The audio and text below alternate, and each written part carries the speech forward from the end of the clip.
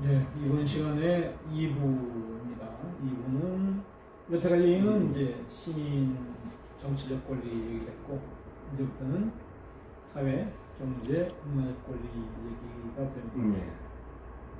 네. 22조부터 27조까지가 이제 사회권에 대한 얘기인데요. 22조부터 보면 모든 사람은 사회의 일원으로서 사회보장을 받을 권리가 있다.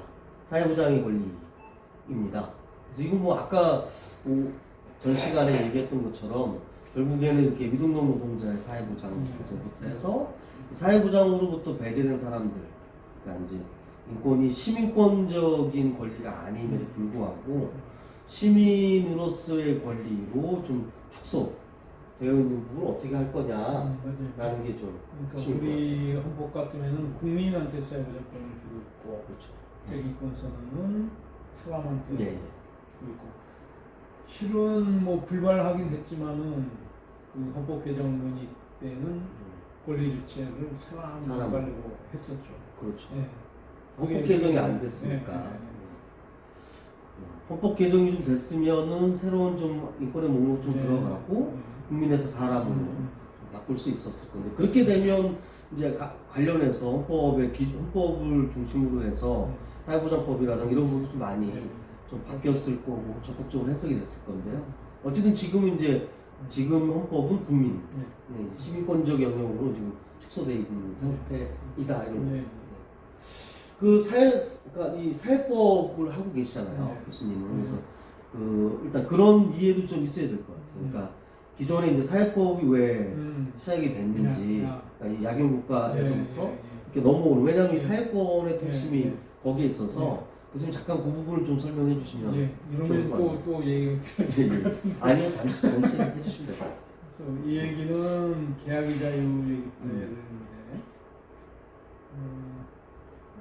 인류의 역사를 보면은 보통 문화의 출발을 그리스 로마로 시작을 하잖아요.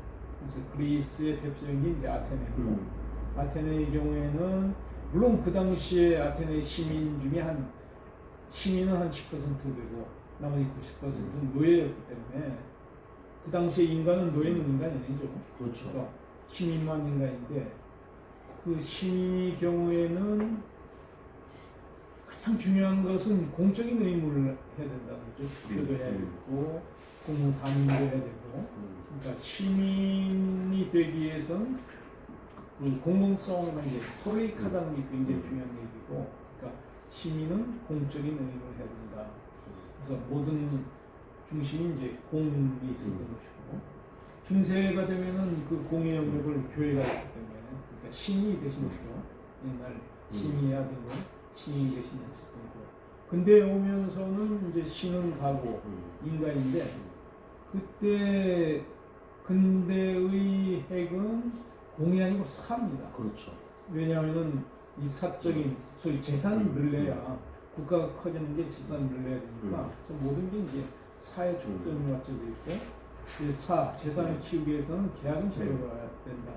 근데 근데 민법에 3대 원칙이라는 게 등장하는데, 이제 사회재산제가 보장이 되고, 계약은 자유고, 과실책임, 과실이 있을 때 책임지는 이런 시스템이 굴러가다 보니까 실제 계약을 했을 때 근대에서 생각했었던 그 계약의 자유는 소위 젠트리, 그러니까 신사와 신사 사이의 계약은 자유롭다는 것인데, 젠트리가 되기 위해서는 돈도 있어야 되고, 그렇죠. 명예도 있어야 되고, 권력도 있어야 되는 그 사람들 사이에서는 자유로운 계약이 가능한데, 현실에서는 그렇죠. 현실에서는 프롤레타리아와 자원가가 계약을 체결하는데 그 계약이 자유롭지 못하고, 자유롭지 못하다 보니까 우리 뭐 영화에서도 많이 보고, 엥겔스가 쓴 책에서도 보듯이 산업혁명기 초창기에 노동시간이 16시간, 18시간,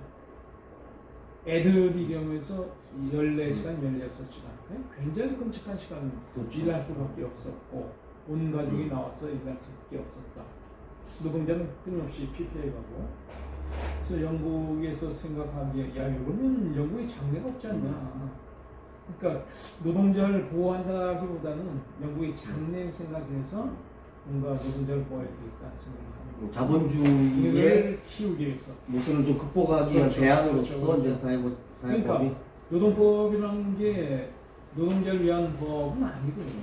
노동법이라는 것은 결국은 자본주의를 지키는 거거든요.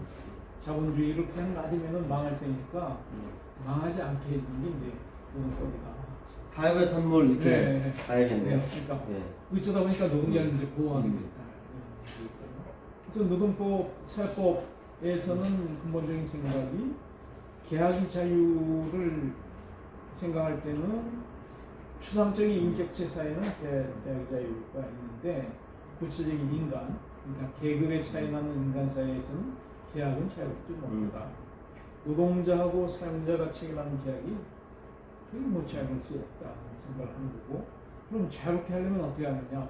노동자한테 힘을 힘의 균형을 맞춰줘야 된다. 힘을 남겨줘야 된다는 게 이제 사회법을 만들게 된 것이고, 사회법은 이제 일할 의사 능력이 있는 자는 이제 노동법으로 가는 거고, 일할 의사 능력이 없으면 사회보장법으로 가는 거죠. 그래서 근본적인 차이는 노동법의 경우에는 어쨌든 계약의 문제가 되는 것이고, 사회보장법의 경우에는 국가의 보호, 보장. 그러니까 이제 결국에 그 사회가 그 모순을 극복하고 유지되기 위해서는 그 기본적인 한계를 어떤 식으로든 보완을 해야 되고, 그 보완의 측면에서 자유로운 그 이제 경제 활동에서 배제되거나 또는 그러니까 이 지원이 필요한 이런 것을 공적인 역할로 이제 담아내기 위해서 이제 시작이 됐다 이런 말씀이시잖아요. 그래서 어쨌든 사회보장의 권리는 그래서 이제 사회권에서도 가장 첫 번째 나와 있는 것 같아요. 우리나라도 뭐 헌법에 사회보장의 권리가 들어가 있고 그 부분 는 되게 중요하게 좀 얘기가 되고 있습니다. 근데 아까도 얘기했지만 그 법으로 보호받지 못하는 사람들의 사회보장 문제가 이제 앞으로 등장할 또 새로운 과제이지 않을까 이런 거고요. 두 번째는 일할 권리입니다. 23조인데요.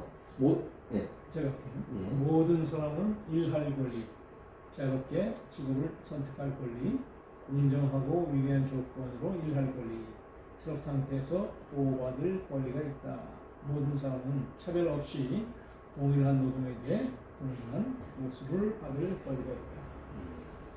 자, 이 일할 권리, 그 대학생들이 취업의 문제가 있으니까 이게 권리로서 인식하는 게 참 쉽지 않은 문제인 것 같아요. 그래서 그거는 개인의 어떤 노력과 그 성과를 기반으로 해서 개인별로 그걸 책임져야 되는 거지, 이게 인권의 내용으로 얘기할 거냐, 이 부분을 동의 못하는 사람이 많은 것 같아요. 근데 국가가 왜 존재하느냐 이것인데, 국가는 그 국민을 위해서 존재하는 거잖아요. 그렇죠. 그러니까 국민이 어쨌든 태어나서 죽을 때까지 국가가 그 삶을 보듬어야 되는데, 그래서 일할 나이가 되면 일할 수 있게 해줘야 된다. 근데 자본주의 국가라는 게 누구나 일하는 게 아니기 때문에 자본주의 한계 속에서는 그럼 일하지 못하는 경우 어떻게 하느냐? 그럼 최소한 생계비라도 줘야지. 그러니까 일할 권리의 연장은 생계비 청구권으로 연결시키는 게 맞죠. 기본소득에 대한 문제도 여기서 좀 그렇죠. 얘기를 할 수 있겠네요. 그렇죠? 어쨌든 일자리가 4차 산업 이후에 좀 자동화되고 하는 과정에서 기존에 이제 있었던 직업분들이 많이 없어지는 상황에서 사람은 뭐라고 할 거냐? 그 작은 일자리에 경쟁해서 너나 없이 경쟁해서 끼어들 거냐? 사회가 일정하게 그 부분을 좀 보존해 줘야 될 거냐? 뭐 이런 고민들이 아마 앞으로, 그래서 최근 들어와서 기본소득에 대한 논의가 좀 진지하게 얘기가 되는 것 같아요. 재난 기본소득을 넘어서서 그쪽으로 좀 방향이 좀 가야 되지 않을까. 그래서 뭐 최근에 로봇세, 그러니까 로봇한테 세금 그렇죠. 물어야 된다. 이런 얘기들은 굉장히 진전되고 있다 생각해요. 어쨌든 우리 사회에서도 그 일할 권리라고 하는 거, 취업에 대한 문제 이런 게 개인의 어떤 책임으로 전가되지 않게 국가가 기본적으로 보장해야 될 이게 인권의 한 목록이라고 하는 인식 여기서부터 좀 출발해야 그 요구가 당당하게 좀 될 수 있을 것 같아요. 그래서 또 이거 동일 노동 동일 임금 이런 부분도 지금 안 되고 있잖아요. 안 되고 있죠. 예, 예. 안 되고 있고 여성의 경우에는 OECD 중에서 가장 최악이잖아요. 그렇죠. 여성이 뭐 남성이 한 68% 된다고 이러는데 큰 문제죠. 그래서 이런 그 남녀의 어떤 차별, 임금 부족뿐만 아니고 직장 내에서의 어떤 그 승진이라든가 다양한 차별에 대해서 이거를 일정하게 이제 보존하는 작업 꼭 조금 하는 거 가지고도 이거 역차별 얘기가 나올 정도이니까 사실 우리 사회가 그런 문제에 있어서 되게 좀 인색한 측면이 좀 있는 것 같아요. 그래서 이런 문제를 깨쳐가는 굉장히 쉬운 방법이 할당제. 여성 할당을 하면 기업의 경우에는 뭐 임원의 몇 퍼센트를 여성으로 하라 하면 기업은 할 수밖에 없어요. 왜냐면 국가의 힘 때문에. 그러면 분명히 세상을 바꿉니다. 문제는 이제 그런 법을 만드는 국회의원이 여성이 별로 없다는 거죠. 국회 구성 자체가. 그래서 20대 때, 20대가 23명, 26명인가 이렇게 됐더라고요. 그러니까 전체 300명 국회의원 중에. 진짜 안 되죠. 요번에는 그마저도 좀 당선권에 들어와 있다는 여성 후보가 20대보다 더 작다라는 거예요. 그래서 아마도 여성 의원의 숫자가 더 줄지 않을까 이렇게 예측을 하고 있던데 좀 그렇죠. 그 유럽이라는 데 보면은 중요한 정치 지도자들이 여성이 상당히 많이 부각이 되고 있고 독일 같은 경우 메르켈이 그렇게 막 승승장구하고 있는데 여당 삼아 박근혜 대통령 이후에 더 이상 여성 대통령은 없다 이렇게. 그러니까 이제 이런 불편한 얘기인 것 같습니다. 여튼 일할 권리이고요. 24조는 실권리입니다. 네, 24조 모든 사람은 노동 시간의 합리적인 제한과 정기적 유급 휴가를 포함하여 휴식할 권리와 여가를 즐길 권리가 있다. 저는 그 세계인권 선언을 예전에 처음 접했을 때 24조가 되게 이런 거를 그 1948년에 가장 모든 나라가 반드시 지켜야 될 최소한의 목록으로 실권리를 담아놨다는 것 자체가 좀 대단하다 이런 생각을 좀 했었거든요. 그러니까 그동안 우리 사회가 이 실권리에 대해서는 권리로서 인정하지 않았잖아요. 그래서 이게 이제 조금씩 이제 우리 뭐 근로시간 단축이라든가 이런 걸 통해서 실권이라든가 또 여가 이런 거에 대한 관심들이 조금씩 나아지고 있는데 여전히 뭐 부족하긴 하지만 이걸 권리로서 인식했던 게 진짜 오래되지 않은 것 같아요.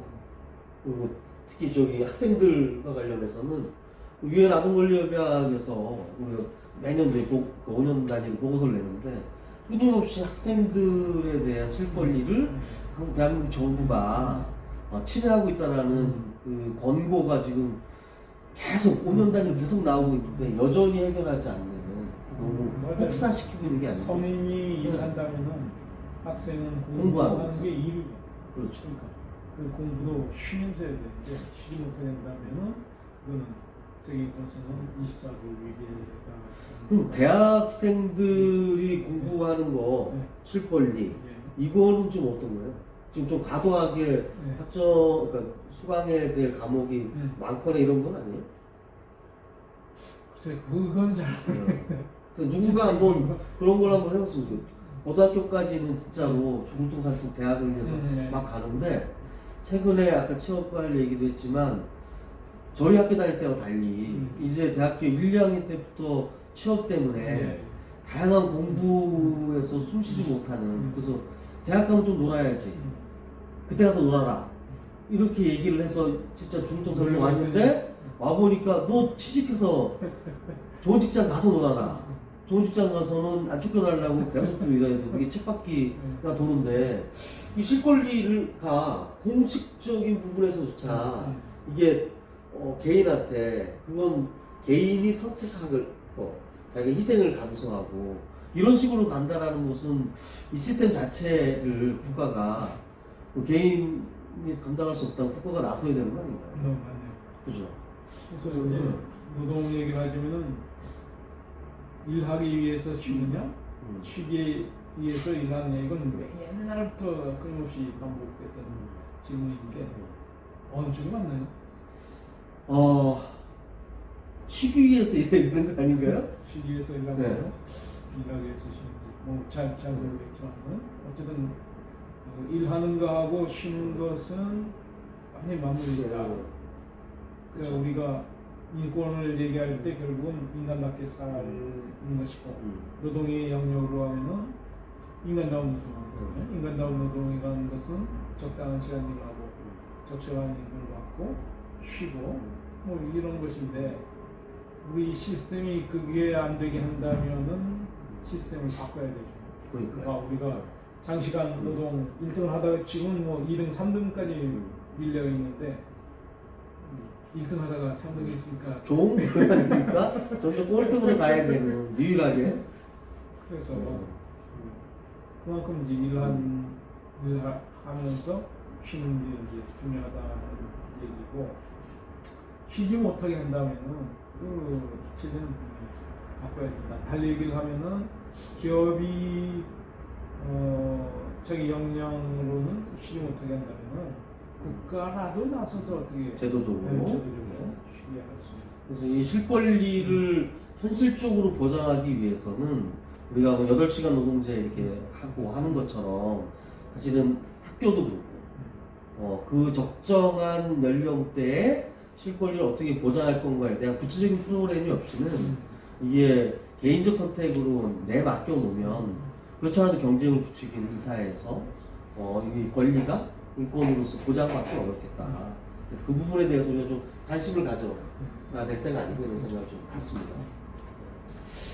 25조는 적합한 생활을 누릴 권리입니다. 네. 모든 사람은 먹을 거리, 입으로 주택, 의료, 사회 서비스 등을 포함해 가족의 건강과 행복에 적합한 생활 수준을 누릴 권리가 있다라는 건데요. 이게 지금 이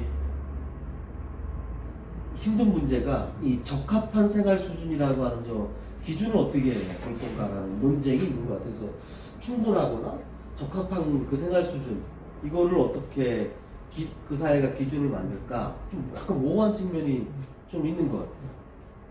우리 헌법으로 얘기하는 생존권이잖아요. 그렇죠. 34조가 네. 얘기하는 그 생존권인데 생존권도 역시 해석은 어떻게 하면 인간한테 살게 할 것인가 이 생존의 문제이고 적합하다는 것도 그거죠.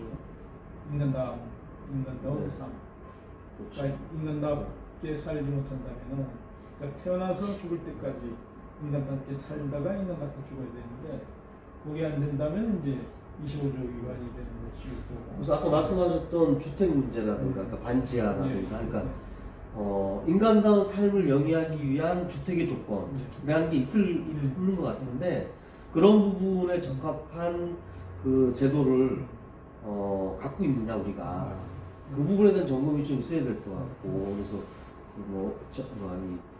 충분한 햇빛을 받을 수 있는지부터 그리고 의료 문제도 그래서 이제 우리는 다행히 이제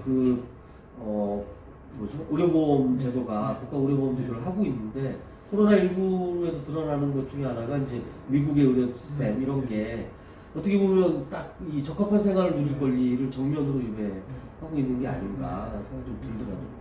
미국은 그 연구전에서 가셨잖아요. 거기 의료가 실제 그러니까 미국은 소위 돈 있는 사람들 그리고 괜찮은 직장이면은 건강보험이 들어가고 그다음에 사적 보험인 거죠. 그 건강보험이. 네. 그다음에 아예 너무 극빈층이라 아무 능력이 없으면은 또 우리로 하면은 의료 급여죠. 공공부조, 공공부조로서 급여가 되고 중간이 이제 뚫려 있는데 최근에 통계 보니까 2,500만 원이라고 얘기를 하는데 옛날은 4,500만 원 얘기했거든요. 3억 중에 4,500만 원. 최근 얘기하는 2,500만 원은 아무것도 아니에요. 아무것도 아니에요. 양쪽에서 전혀 보장되지 못하는. 그래서 뭐 매스컴 보면은 그 진단 키트가 뭐 180만 원부터 400만 원 얘기를 하더라고요. 코로나 진단 키트. 쓰는 게 그러니까 미국이란 시스템이 얼마나 엉망인가를 굉장히 잘 보여줬죠. 그러니까 한국의 경우에는 그래도 어쨌든 딱 커버하잖아요. 물론 그렇죠. 한국은 문제가 보장의 수준이 낮은 거죠. 왜냐면 건강보험에서 커버하는 질병의 종류가 한정이 돼 있으니까 중병에 걸리면은 망하는 시스템인데 그렇죠. 그래도 최소한 어느 정도는 커버한다는 차원에서는 뭐 괜찮은 시스템입니다. 하여튼 이번 코로나19를 네. 통해서 그 전국민 의료보험 네. 시스템이 그나마 좀 위력을 네. 좀 발휘하는 게 아니는데 여전히 이제 그 적합한 생활 수준이라고 했을 때 그 의료 수준, 보장된 의료 보장의 정도가 저렇게 적합한 생활 수준을 누릴 정도냐라고 보면 교수님 말씀하신 것처럼 진짜 중병에 걸리면 집안이 망하는 거 여전히 그것은 있는 거인 것 같고요. 어쨌든 적합한 생활을 누릴 권리는 여전히 고민되고 그 기준, 생활 수준의 기준을 그 잡아가는 것이 좀 되게 중요할 것 같다라는 생각을 좀 갖습니다. 그 주택 같은 경우에도 그 대부분 그렇잖아요. 이 집 하나 이게 구입하기 위해서 어떻게 보면 그 수십 년을 노동하는 거잖아요.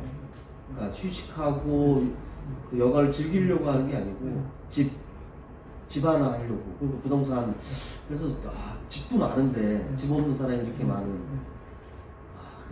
그래서 몰수해서 나눠주면 안 되나 이런 좋아요. 그런데 맞죠. 그러니까 이런 소위 인프라라고 얘기하는 기본적인 것은 국가가 깔고 우리는 그 위해서 생활 수익에 그래서 이제 프랑스 같은 경우는 빈집 운동 이런 거 하잖아요. 빈집에 들어가서 그냥 사는 거죠. 그래서 그거 가지고 이제 정책을 변화시키기 위한 운동의 차원에서 진행되고 있는데 제가 지난해에 그 세계인권도시포럼 광주 갔다가 서울시 박원순 시장 하는 그 공공주택 이런 정책을 보니까 상당히 진보적이더라고요. 그래서 그 공공의료 마찬가지로 공공 그 주거에 대한 계획을 가지고 지자체가 일정하게 그런 그 주거권을 보장하기 위한 프로그램을 구상하고 있다라는 게 되게 신선했거든요. 그래서 그런 게 이제 각 지자체 지방분권이 강화되면서 국가 단위에서 할 수 없는 빈 영역을 지자체에서 하는 방안 이런 것도 한번 고민해 볼 필요가 있다는 생각이 맞아요. 들어요. 옛날 꽤 오래된 책인데 그 책에서 읽은 얘기도 저기 이 양반들은 공공건물을 점거하는 거예요. 시청 같은 걸 점거해서 점거해서 시청에서 사는 거죠. 그러니까 굉장히 혁신적인 우리는 생각하지 못했던 것인데 그럼 시청을 점거하면 일을 못하니까 할 수 없이 저희는 구속되잖아요. 할 수 없이 살 수 있게 이렇게 제도를 만든다니까. 그러니까 실은 우리가 지금 뭐 인권 수업을 하고 있지만 중요한 건 행동하는 거죠. 그렇죠. 인권에서 알면은 인권답게 이제 사는 게 중요한데 그래서 행동하는 게 중요해요. 그래서 결국에는 뭐 행동을 하기 위해서 이게 그 개인의 어떤 이익을 취하기 위해서 하는 행위가 아니고 이게 인권이라고 하는 가치를 구현한다라는 그런 정당성을 갖고 있어야 행동에 더 실천력도 담보되는 거고 그래서 이 수업을 통해서 우리가 갖고 있었던 인권에 대한 오해라든가 우리가 미처 인권으로 인식하지 못했던 목록들을 인권으로 다시 좀 그 인식할 수 있는 기회가 되는 것은 중요하겠다 생각을 좀 갖습니다. 26조는 교육의 권리입니다. 모든 사람은 교육받을 권리가 있다. 초등교육부터 기초교육은 무상이어야 하며 특히 초등교육은 의무적으로 실시해야 된다. 부모는 자기 자녀가 어떤 교육을 받을지 우선적으로 선택할 권리가 있다. 라는 항목입니다. 뭐 저희는 지금 중학교까지가 의무교육.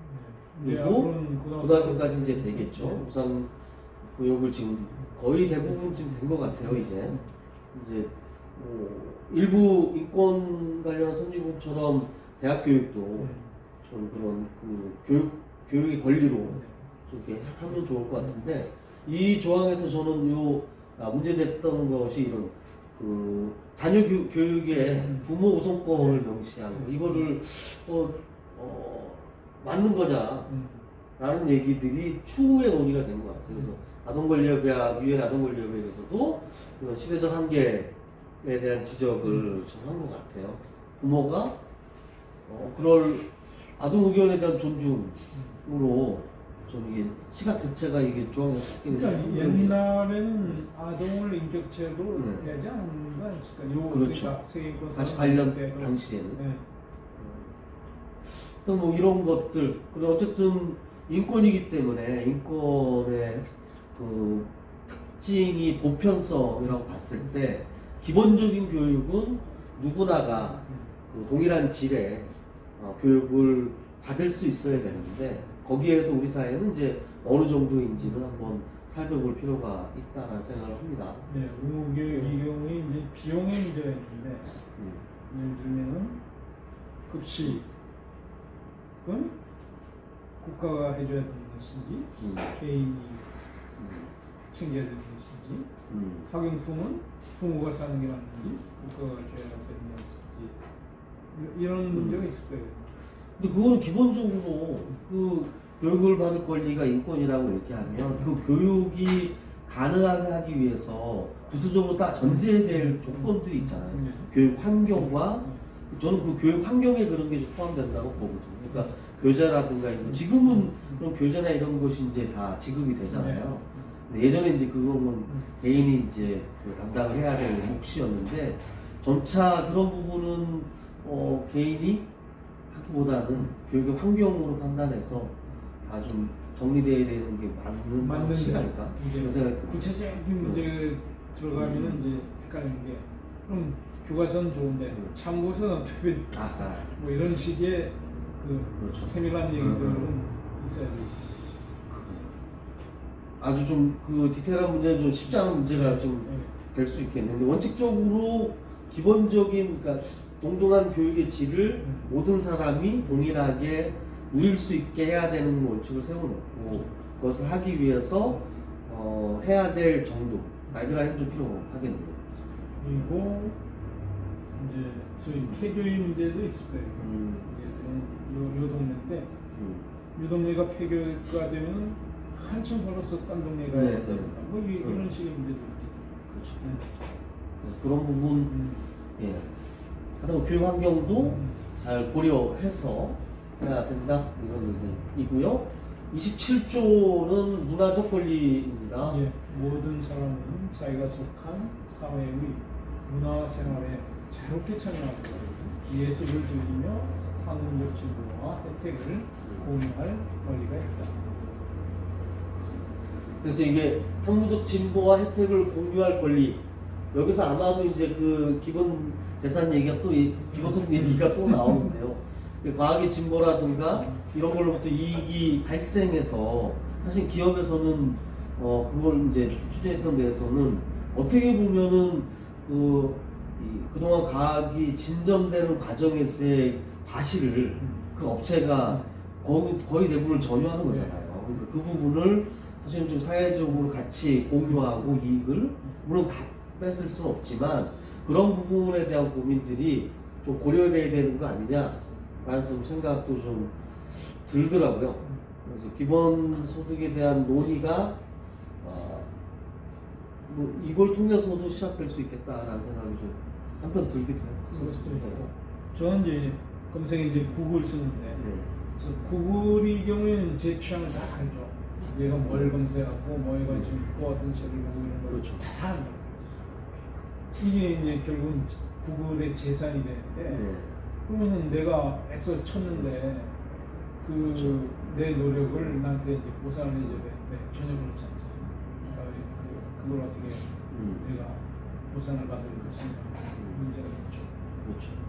그래서 어쨌든 뭐 이 지적재산권에 대한 얘기도 여기에서 이제 같이 드러나는 건데, 그러니까 흔히 이 자본주의 살다 보니까 카피라이트에 대해서 무비판적으로 받아들이는 경향들이 있는 거잖아요. 그래서 일부 인권 운동을 하고 있는 정보 인권 운동을 하는 쪽에서 카피라이트 운동을 하고 이게 공공재로서의 정보, 과학의 어떤 진보, 전진 이런 부분에 대해서 이제 어떻게 공유할 건가에 대한 얘기를 하고 있는데 너무 쉽게 카피라이트가 무비판적으로 받아들이는 경향도 있다는 거죠. 그래서 지적재산권을 어디까지 그 사람에게 그 인정해줘야 될지 지금 거의 뭐 전체를 다 인정해 주는 거고 그것을 훼손할 경우에 오히려 이제 불이익을 받는 경향이 많은데 이 지적재산권에 대한 문제도 여기서 같이 한번 좀 논의를 맞아요. 해야 될 것 그래서 같아요. 카필렉트 운동도 굉장히 소중한 운동이고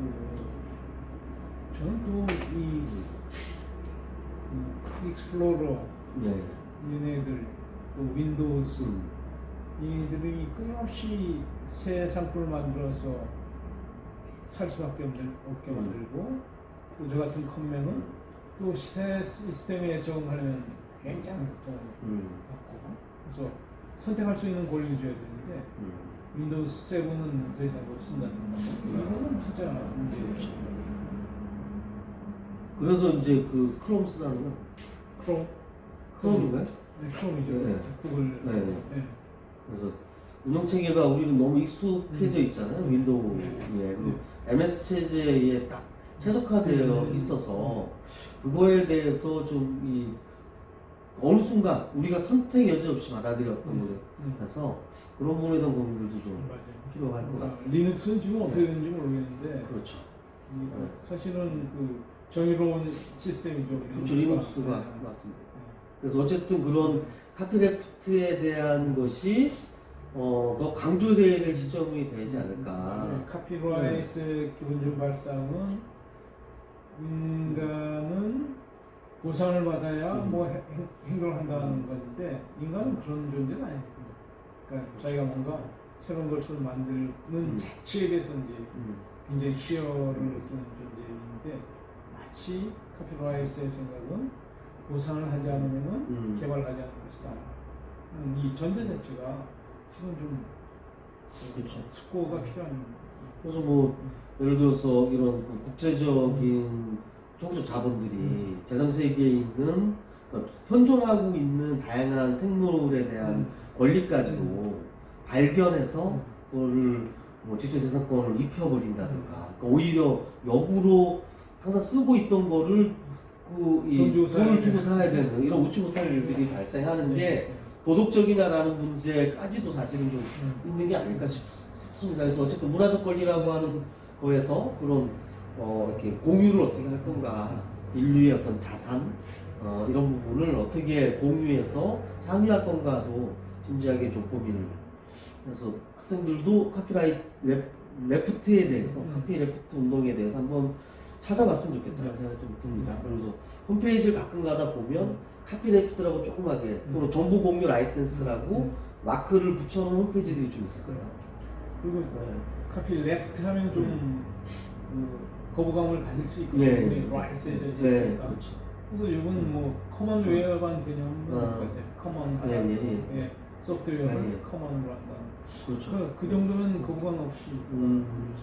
그래서 그런 부분을 한번 인터넷에서 찾아보면 지금 다양하게 그런 노력을 하는 인터넷 사이트들도 있고 운동을 전개하는 것도 있으니까 한번 이번 기회에 한번 찾아보는 것도 좋을 것 같습니다. 28조부터 인권 이행 관련한 사항 28조, 29조, 30조가 아까 신전에서 제일 지붕에 해당됐던 의무에 대한 얘기들이 있는 거죠. 그래서 선언이 실현되는 사회에서 살 권리가 28조에 있습니다. 28조 모든 사람은 이 선언의 권리와 자유가 온전히 실현될 수 있는 체제에서 살아갈 자격이 있다. 그래서 앞서 얘기했던 심리적 권리나 사회적 권리가 보장되는 사회, 그 사회 속에서 살아갈 수 있는 권리조차 인권이다. 그래서 그런 부분을 국제사회나 국가가 보장할 수 있도록 요구를 할 수 있는 근거로 좀 작동을 하는 것 같아요. 29조는 공동체에 대한 의무입니다. 모든 사람은 자신이 속한 공동체에 대해 한 인간으로서 의무를 진다. 그래서 이 의무라고 하는 거에 대해서 맨 밑에 이렇게 나와 있네요. 통치권자나 권력자에 의해서 자의적으로 해석될 수 있는 이런 조항이기도 하다. 그래서 공동체에 대해서 내가 내 책임을 다해야 될 의무, 규정하는 게 그러면 과연 이게 인권과 이게 인권의 그 목록 안에 선언 안에 들어가야 될 내용이냐 이런 비판도 좀 있었던 것 같아요. 한데 근데 기본적인 것은 이 사회 공동체라는 것은 나와 남이 같이 있는 것이고 아까 얘기했듯이 내가 존엄하다는 것은 남의 존엄성을 인정하는 바탕 위에서 나도 존엄해야 되는 것이기 때문에 그래서 남의 존엄성에 대한 존중이 의미가 그렇죠. 그래서 그런 부분이 전제되는 거기 때문에 그래서 어쨌든 공동체에 대해서 의무를 진다고 하는 거는 필요한 거긴 한데 이것을 악용하는 그렇죠. 이런 식으로 될 경우 그런 부분을 이제 이 인권의 이름으로 또 거부를 해야 되는 문제. 그래서 뭐 결국은 저항의 문제로 네. 가겠죠. 그렇죠. 국가가 뭔가 부당한 의무를 씌우는 경우에는 국민들은 저항되는 것이죠. 그리고 30조가 마지막 조항인데요. 저는 이제 이게 제일 요새 혐오 표현이 나오면서 가장 많이 소환되는 조항인 것 같아요. 30조. 이 선언에서 말한 어떤 권리와 자유도 다른 사람의 권리와 자유를 짓밟기 위해 사용될 수 없다. 어느 누구에게도 남의 권리를 파괴할 목적으로 자기 권리를 사용할 권리는 없다. 권리를 짓밟지 않을 책임에 대한 얘기가 나오는 것 같아요. 그래서 그러니까 그 표현의 자유 얘기할 때 혐오 표현을 통해서 다른 사람의 인권을 짓밟는 행위가 표현의 자유로 용인될 수 없다라는 것을 좀 강력하게 마지막에 인권 이행을 위해서 이 부분이 약속돼야 된다라고 하는 것으로 좀 마무리 짓는 게 아닐까 이런 생각이 좀 듭니다. 조문을 1조부터 30조까지 한번 그 차근차근 한 조 한 조를 읽고 의미를 한번 좀 얘기를 해봤는데요. 전체적으로 보면 세계인권선언이 갖고 있는 쟁점들이 좀 있었던 것 같아요. 이런 그 인권을 목록화했고 국제사회 최초로 인권을 합의한 문헌이라는 평가가 있긴 했지만 어쨌든 이 인권선언은 시대적 산물이기도 해서 다양한 논쟁들을 좀 불러일으켰던 것이 좀 있는데 크게는 한 4가지 정도로 오늘 좀 얘기해 볼 수가 있을 것 같아요. 그래서 보편성에 대한 문제를 좀 갖고 있었고 그리고 여성에 대한 인권 그리고 자유권 뭐 계속 반복됐지만 자유권과 사회권의 대립의 문제 그리고 새롭게 부각된 제3세대 인권에 대한 쟁점들이 세계인권선언의 논쟁으로 얘기가 되고 있는 것 같아요. 그래서 보편성 논쟁부터 하나씩 이렇게 좀 간략하게 좀 살펴보면 문화상대주의 특히 이 얘기 나오면서 많이 나오는 게 이제 아시아적 가치 얘기가 많이 나오잖아요. 그래서 이 문제에 대해서 문화적 상대주의를 인정해야 되는 건가 인권이 근데 인권의 보편성은 이런 것을 요구를 하고 있는데 여기서 오는 충돌은 어떤 식으로 이해해야 될 건가라는 고민이 제가 있는 거죠. 보기에는 이제 문화 상대는 뭐 당연히 인정이 되는 것이 있고 단 그 전제는 그 문화가 인권을 침해하는 문화라면 그건 규제의 대상이 되는 거 아니에요. 그러니까 이 두 개가 충돌하는 건 아니고 별개의 영역 아닐까. 그러니까 문화 상대 예를 들면 히잡 같은 거 이걸 어떻게 볼 것인가. 그게 문화라면 존중이 돼야 되죠. 그게 아니고 이게 여성을 억압하는 것이라면 이건 규제의 대상이 되죠. 그렇죠. 그러니까 하나의 현상을 볼 때 그걸 문화 상대주의로 볼 것인지 또 아프리카에서 많이 행해진 여성 할례. 여성 할례라는 게 실은 그 여성이 오르가즘을 못 느끼게 하는 거죠. 그렇죠. 완전히 이거 인권침해. 또 여성 할례 통해서 수술하면서 엄청나게 많은 사람이 죽고. 그러니까 이런 거는 문화 상대주의가 아니고 이런 거는 침해다. 그래서 저 논쟁이 시작됐던 아시아적 가치 저 얘기도 사실 보면 저희도 우리나라도 그랬던 것 같아요. 그러니까 우리나라만의 독특한 문화와 경제적인 발전 정도 이런 것들을 봐야지 이게 인권이라고 해서 우리가 다 지켜야 되는 거 아니다. 보편성을 앞에 보편성을 얘기하기 전에 이 사회의 조건과 이런 것을 더 우선시해야 되는 거 아니냐. 그래서 그때는 이제 개발도상국이기 때문에 어쩔 수 없이 인권은 유보하는 것을 용인해야 된다라는 주장이었던 거잖아요. 그래서 그런 부분이 이제 보편성에 맞서서 사용돼 맞다라는 거죠. 그래서 그런 부분에 대한 게 이제 세계인권선언에 얘기하는 보편성이 얼마만큼 작동하고 있었는지에 대한 논쟁이 아마 있었던 것 그래서 같아요. 그런 게 아마 김재희 교수식으로 얘기하면은 소위 특권이라는 거를 마치 자기 특권이 아니고 그냥 누구나 다 여기 있는 것이 그냥 이제 오해해서 그게 걸리지 않았을까 그렇죠. 싶고. 두 번째 여성의 인권인데요. 여기 뭐 영어로 되어 있는데, 그러니까 인권이라고 하는 것이 이제 페미니즘 쪽의 대표 주장이 남성의 인권을 기본적으로 의미하고 있는 거다.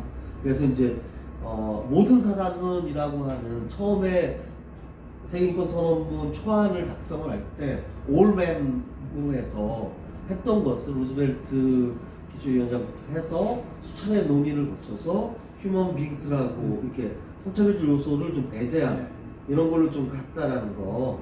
그래서 그 뭐 이후에 뭐 1조 외에도 23조, 25조 이렇게 돼 있는데 내용을 보면 1조에도 형제의 정신으로 이렇게 되어 있거든요. 그러니까 그게 이렇게 휴먼 빙으로 바꾸는 것만으로 이게 인권이라고 하는 게 성차별적 요소 다 배제했냐 보면 그 뒤에 있는 조문에는 여전히 남아있다. 그래서 23조, 25조 보면 자신과 가족의 이렇게 나오는데 이게 영어로는 himself and his family 이렇게 돼요. 그러니까 그들 남성 소득을 중심으로 살아가는 가족 구성원 이렇게 이제 그래서 성차별적인 요소가 여전히 이 세계인권 선언에는 남아 있는 게 아니냐라는 얘기들을 좀 하는 것 같아요. 여성 페미니즘 쪽에서. 네, 맞는 얘기인 것 같고. 그렇죠. 어쨌든 뭐 옛날 물건 지금 고칠 수는 없는 것이고 그러니까요. 지금 해석은 이제 해석을 이제 고치는 거죠. 예전엔 his family라고 했을 때 뭐죠? 예를 들면 person's family라고 하든지 어쨌든 중립적인 용어를 써가는 것이 맞다. 그래서 human beings 아니면 person이라고 해도 되고 중립적인 용어를 써가는 건 맞지 않을까. 그리고 또 이어진 논쟁이 뭐 이건 가장 많이 논의됐던 게 이제 사회권과 자유권과 사회권인데 그러니까 자유권은 즉각적인 이행. 그래서 이 자유권을 만약에 침해하게 되면은 이거는 인권으로 이건 침해로 규정을 하는데 사회권 같은 경우에는 점진적 실현과 그러니까 프로그램 설문 이렇게 얘기하잖아요. 그래서 이거는 당장 실현되지 않고 이행하지 않아도 인권 침해라고 얘기하지 않는다는 거죠. 그게 규정하기 어렵다라고 이제 하고 있는 거. 물론 조항에서도 압도적으로 그 자유권이 많이 배치가 되고 사회권은 아주 작게 돼 있는 것도 있지만 실제 그것을 이제 대하는 태도 이런 것도 그렇다라는 얘기들이 여기서 좀 얘기되는 것 같아요. 뭐 조혜대 교수가 잘 정리하고 있는데 좀 자유권도 돈이 안 드냐면 자유권도 돈 많이 드는 그렇죠. 거죠. 자유를 지키려면 교수는 어떻게 해야 되냐 뭐 등등 부분에서 또 사회권은 꼭 돈이 드느냐 돈이 안 드느냐 또 있다는 거죠. 그러니까 돈의 문제를 가지고 자유권 사회권이 즉각이 또 유보 이런 거는 이제 적절치 않은 얘기인 것 같고 그래서 돈의 문제를 가지고 자유권 사회권을 얘기하는 것은 적절치는 않다. 다만 그 사회 수준이 소득 수준이 3만 달러 되는 사회하고 5천 달러 되는 사회에서의 인간다운 삶은 다를 거예요. 그건 분명히. 그러니까 사회 일반이 느끼는 그 적절한 수준, 그 수준에 미달하면은 반인권적이다라고 봐야 되지. 자유권이냐 사회권이냐 가지고 인간하는 것은. 그래서 결국에는 이제 앞서서 말씀하셨던 것처럼 빵 과장님이 얘기했지만 결국에 자유만 사회권만 이렇게 할 수 있는 게 이게 더 다 연결돼 있고 상호전성을 띠고 있다라는 게 나중에 이제 그 1986년이나 뭐 이럴 때 나중에 이제 구체적으로 원칙으로 좀 드러나서 이런 부분을 해소하기 위한 노력들을 하고 있는데 여전히 우리 사회도 자유권은 돈이 안 들고 이거는 침해하면 인권 침해로 규정되는데 사회권은 돈이 많이 들고 그래서 이것도 프로그램화해야 되는 거고 침해해도 인권 침해가 아닌 것으로 하는 게 여전히 우리 사회도 팽배한 게 아닌가. 그래도 좀 다행인 것은 요즘 헌법교과서 보면은 사회권을 구체적인 권리로 인정을 하면서 다만 그 보장이 조금 느슨하다 식으로 설명을 하고 있다는 것은 굉장히 발전이다. 진짜 진보 많이 발전했네요. 그리고 3세대 인권에 대한 얘기들이 또 역시 있습니다. 그래서 선을 원래 기초했을 때만 해도 이런 얘기는 뭐 논의될 얘기가 아니었죠. 이후에 이제 여기 보면 이제 77년에 세계인권 선언 30주년 때 이제 기념연설에서 카렐 바삭 그 교수죠. 네, 그분이 3세대 인권을 이제 처음 얘기하면서 발전권이라든가 평화권, 환경권 이런 인류 공동의 재산에 대한 권리 이런 것을 이제 들고 나오면서 그 당시 세계인권 선언에서는 배제됐던 집단적 권리가 새롭게 얘기가 좀 돼야 되는 게 아니냐 이런 얘기들이 좀 있었던 것 같아요. 뭐 지금 아직 뭐 관련해서는 여전히 3세대 인권 관련해서는 관련 조약이 없거든요. 예.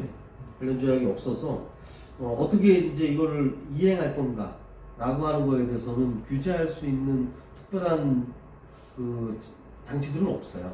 그래서 이런 부분이 뭐 결의안이라든가 이런 데는 한 번씩 발전권에 대한 결의 이런 게 유엔에서 나오지 않습니까? 근데 그거를 규정하고 있는 규약이나 뭐 이런 것들이 없어서 이행 절차가 없어서 앞으로 이 부분은 좀 많이 보완돼야 될. 아까 이제 여성 관련해서 문제가 있었던 프레터니티 그 형제 우애 프레터니티를 어떻게 바꿔야 될지는 모르겠는데 프레터니티의 그 후 세대가 3세대인 거예요. 3세대. 그리고 유엔의 세계 인권 선언에도 이미 그 어떤 근본은 담겨져 있다. 그렇죠. 어쨌든 이 선언 세계인권 선언의 그런 한계들을 넘어가기 위해서 처음에 이제 교수님이 이제 단습법적인 어떤 이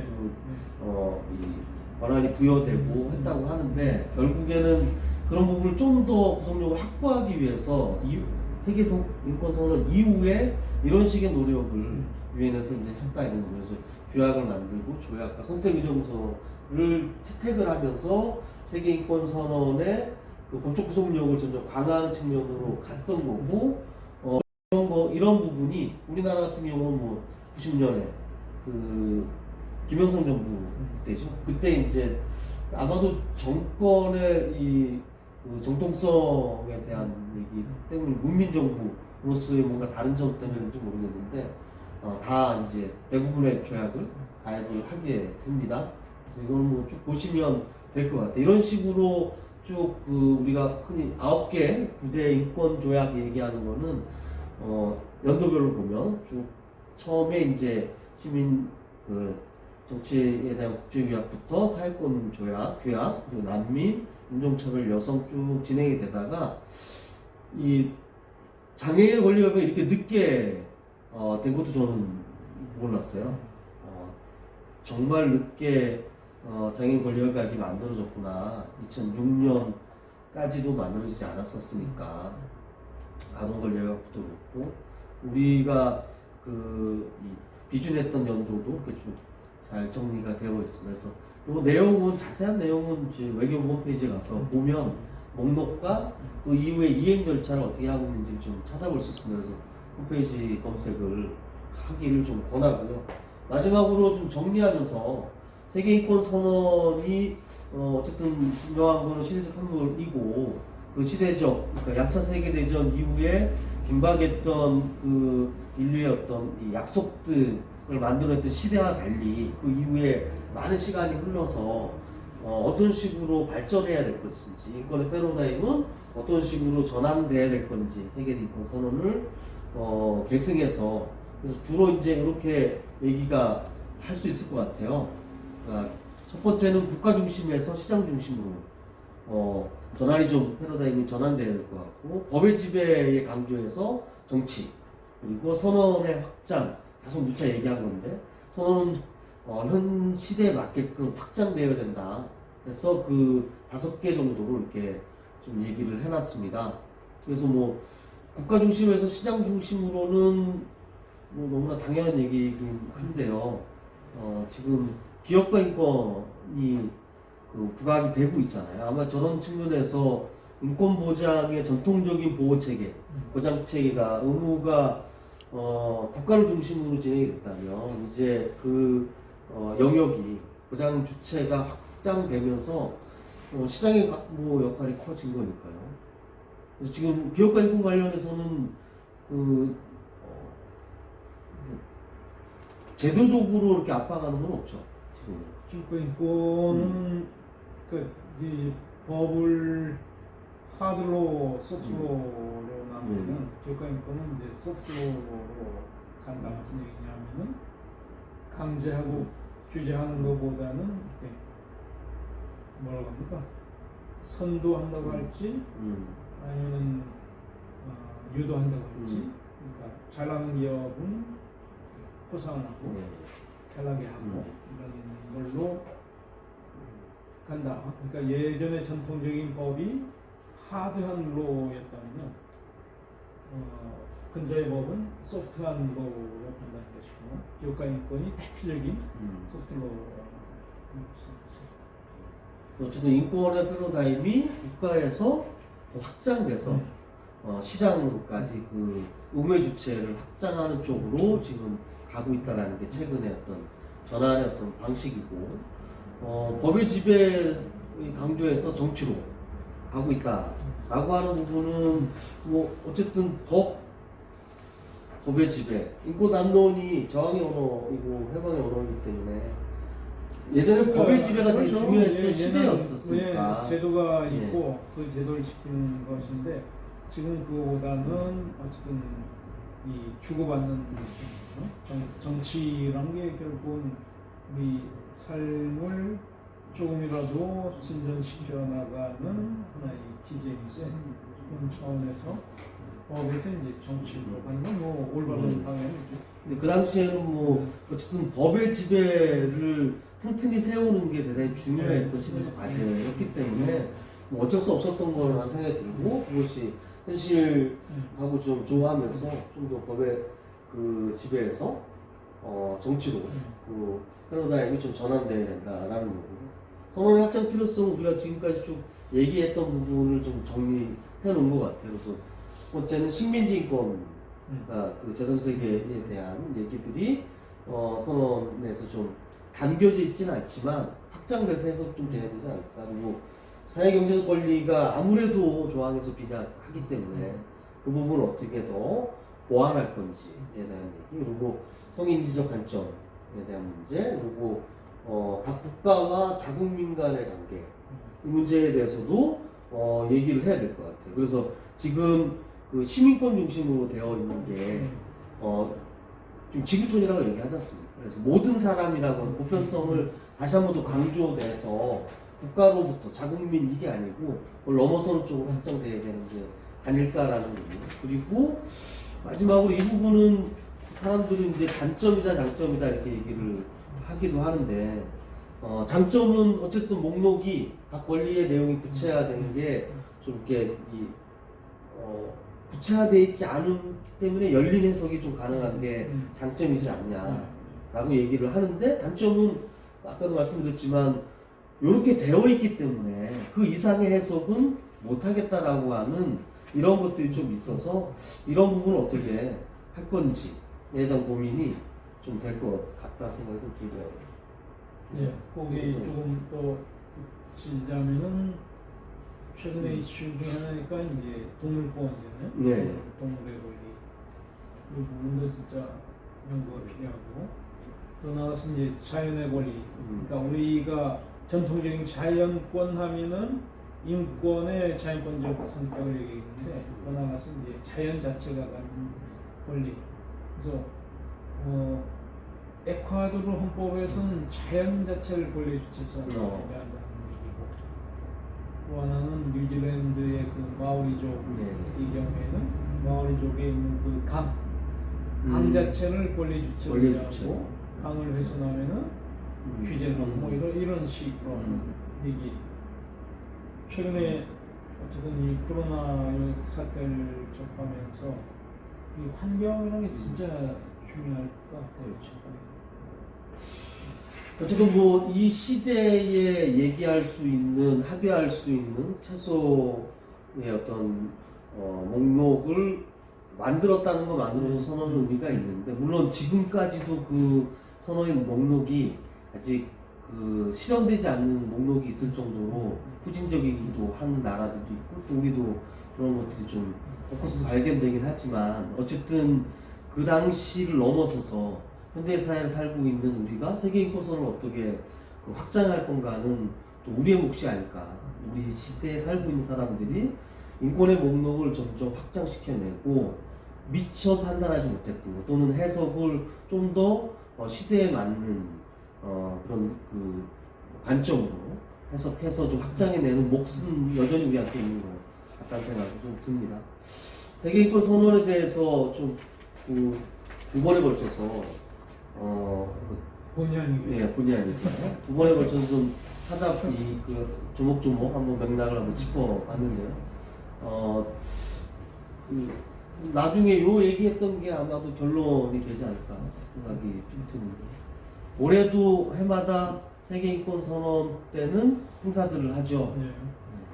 세계인권 선언, 광고할 게 있어요. 세계인권 선언이 언제인지 세계인권 선언일이 언제인지 조차 모르는 경우가 많이 있는데, 세계인권의 날은 세계인권 선언을 유엔에서 채택한 12월 10일을 인권의 날로 정해놓고 있고, 많은 나라들은 세계인권 선언의 날 행사를 개최해서 인권 선언이 우리 시대의 그 최소한의 그 가치로 지켜질 수 있도록 기념하고 또 알리는 행사들을 하고 있습니다. 울산도 그런 행사를 진행하고 있는데, 매년 사람들이 잘 몰라서 올해는 혹시 그런 행사가 하고 있다면 들리면 참여해보는 용기 내주시길 좀 부탁드리겠습니다. 네. 혹시 그래서 결국은 중요한 건 학습이라는 게 배워서 실천하는 것인데, 그렇죠.